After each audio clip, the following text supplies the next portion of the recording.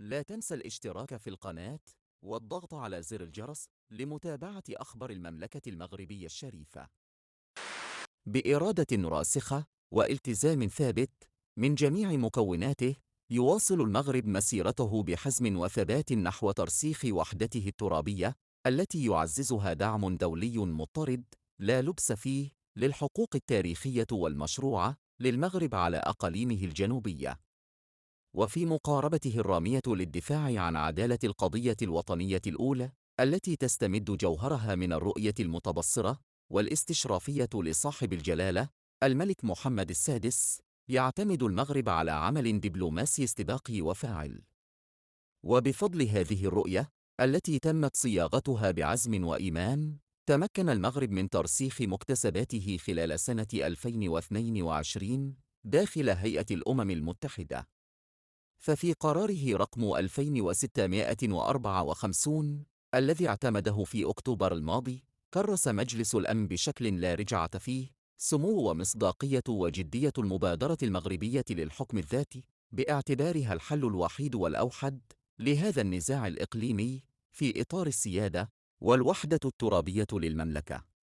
ورغم رفض الجزائر وصنيعتها البوليساريو، فقد عززت الهيئة التنفيذية للأمم المتحدة هذا الدعم الكبير من المجتمع الدولي لمبادرة الحكم الذاتي، وهو ما تجسد من خلال التعبير الصريح عن الدعم القوي والواضح والرسمي من طرف أزيد من 90 دولة للمبادرة المغربية، وكذلك من خلال افتتاح 30 دولة أخرى قنصليات عامة لها في مدينتي العيون والدخلة في تأكيد لمغربية الصحراء.